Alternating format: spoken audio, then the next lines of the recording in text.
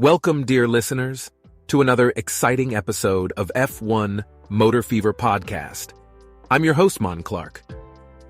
In today's episode, we're diving into the high-speed, adrenaline-pumping world of Formula One. We'll be talking about everything from budget limits and potential penalties to behind-the-scenes controversies and secret team financing. Strap in as we navigate through the twists and turns of the F1 circuit. It's going to be a thrilling ride. Now let me introduce our co-host for today, the ever-charming Yasminha. Hi, everyone. Always a pleasure to be here with Monclark and our wonderful listeners. And the star of today's episode is our special guest and F1 expert, Clinton. Thanks for having me, Monclark, Yasminha. It's always a pleasure to chat about F1. We're glad to have you here, Clinton. But before we get started, let me share a little trivia with you. Did you know that the first Formula One World Championship race took place at Silverstone, England in 1950? And another fun fact, the most successful driver in the history of Formula One is Lewis Hamilton with 7 World Championship titles. Now, let's dive right in. Clinton, there's been some buzz about potential penalties regarding budget limits in F1. Can you shed some light on this? Certainly, Monclark. It seems the FIA is about to announce the results of their audit on the F1 team's spending from this year. The hot question is whether any team has breached the budget limit and will suffer penalties. Last year, Red Bull was in such a situation. Uncle, what are one-off costs? Good question, Christina. One-off costs are expenses that occur just once. They're not regular or recurring. Uncle Clinton, can you give us some examples? Sure, Monclark. In Red Bull's case, these could be redundancy costs, lever costs, or even sick pay. They are expenses that usually don't repeat themselves.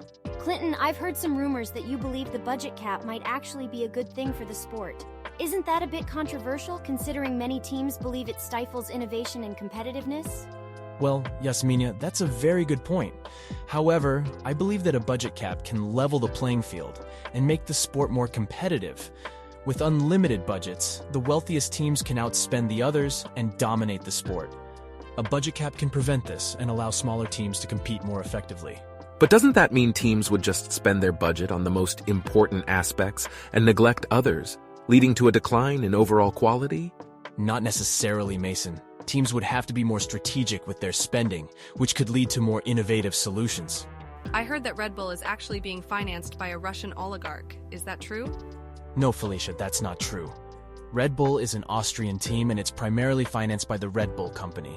It's important to verify information before sharing it. Speaking of which, have you all seen the latest about the new teams that might be joining F1? Oh, I heard about that. Isn't one of them being secretly financed by a Russian oligarch? Yes, there are rumors that High-Tech GP is being financed by Russian oligarch Dmitry Mazepin. Haha, maybe they should change their name to High Bankroll GP. Ha ha ha, good one, Maxwell. That's a funny one, Maxwell. But let's remember, these are just rumors for now. Thank you for clarifying that, Clinton. And speaking of clarification, can you revisit and elaborate a bit more on the topic of the budget cap? I feel like our listeners could benefit from a more detailed explanation.